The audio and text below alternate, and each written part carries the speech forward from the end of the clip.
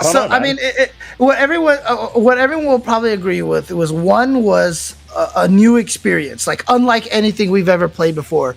Two, because of the weird switch to Raiden, really threw a lot of people off. But without question, 3 is like the game, right? Like everyone loves just tears, bro. Yeah, Tears? and when you're climbing the ladder, dude, and you just hear someday you'll feed on a tree frog. Someday you'll dude, Snake Eater is the greatest song ever. Yeah. And shout outs to Sumi, who is one of the people who helps with AGDQ. Whenever they do speed runs and they climb the ladder, she actually sings it live at AGDQ, and she's amazing, dude. It's so good. Because that song is a belter, man. That song is a belter. Alright, I'll definitely check it out after this tournament. But right now, for you. In my time, there'll be no one else. Can bloom on the battlefield. Man, what a great game. What a great game. Anyways, Ramlethal versus Ramlethal. Yeah, we're not even talking about the tournament here. that must have been going. Okay, well, I don't know what this is, but I'm down for it. There's singing, there's ad-libbing, there's 2 Rams on screen. You're making this experience better. Yammini's super happy because he took that pretty swiftly with a 2-0 in quick fashion. Crazy though, if you think about it, because Yammini lost first round, and here is Yammini. You know, we were surprised when he lost first round. That was definitely one of those like surprise newses, but like newses. Surprise news, but here is Yammini with a chance of trying to get back into losers finals at this point, taking the John Choi route. Yeah, I think you said they lost to Feza, right? The May player. First round. So definitely a hero's journey through losers, playing twice as many matches as their fellow Ram player Armix. But if Yammini wins this, they're going to be in the exact same spot. All roads lead to Rome. There's no, you cannot escape from crossing fate. Right, you always got to go for the same players.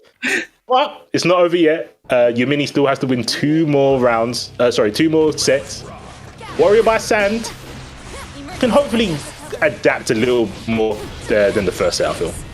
Maybe the singing just powered up Yammini and he just didn't know. Oh, maybe Yammini's just good. I don't know. Maybe he doesn't need the songs in the background. Let's find out. I mean, the crazy thing is we're singing Snake Eater. You'd think that would only power up Snake Belmont, right? But, I mean, maybe it does power up Yammini instead.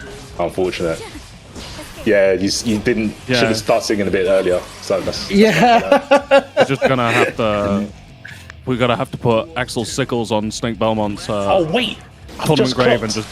What? Snake's name is from Castlevania, and obviously James was talking about the Castlevania reference in Metal Gear Solid. Yeah, I mean, I think Snake Belmont is just a fan of Konami games, right? Snake Belmont is the combination between Solid Snake and Belmont. So, I wonder if there's like a time loop, and that's how he got his name from that reference that you made, and then. Because it was just Konami games that were, because apparently like Nagano Winter Olympics was another one that he would say too. He'd be like, "You like Nagano Winter Olympics" or something like that. That's crazy. Because Konami made that game too. So, God, what a crazy fight that was, dude. Oh, that was such a good fight. Did he just do Microdash 6P to get away from the explosion? I think he did, you know. Because I know 6P is obviously what to try and go for if he does like one of those closer buttons immediately into sword deploy. There is like a couple of frames where you can get the upper body invulnerability and clap and like hit Ramlethal for the counter hit, but using it to actually as like a complete avoiding option, like move out. No, I've not seen it like in that sort of style before. Yeah, I do want to just say one thing because I'm very petty. It's not upper body invincible; it's upper ankle invincible. It's a stride gear 6Ps. But yeah, I think that I don't think I've seen any other character do that or any other player. But Yammini clearly knows the mirror match. Dude, closing out both games with a perfect. So both of those games ended with a perfect round. And if Yammini can do this again, like I said, he's going to have another Ramlethal mirror, but obviously you can see he's got that Ramlethal mirror down pat. But he'll have made his way all the way back to losers finals. And if he can beat Armix, he will get to grand finals. That is literally the John Choi route. Like, John Choi was so famous for losing first round and then going all the way through the losers bracket to grand finals and winning the tournament. Like that, he did that so many times, which is why it's called the John Choi route by a lot of the old school guys to this day. I think they just like to get their money's worth and have as many matches as possible. Yeah, it makes sense. I'm here to play. Yeah, I'm here to play. A lot of people, I mean, a lot of people speculate it's just that he just played better with his back to the wall, you know, or he wanted more matches, you know, like you guys are saying, but, you know, just to be warm, basically. Stay warm. Ooh, okay. Wow, did he get punished by the explosion? That is... He did. Is that okay? Yeah. I mean, he got the super out, hit Yammini, but then the explosion kept him in the corner anyway. So Yammini was able to keep up the pressure and take that round. So Yammini is at match point now. But XWarriorBySand actually getting to start off on the aggression, but no super to break the wall. Still has 50 meter on deck though. Nice air to air, but look, Yammini has already closed out with a couple of perfects. Why not a crazy comeback on a virtual perfect here? Because, oh, never mind. Wake up super. Boom.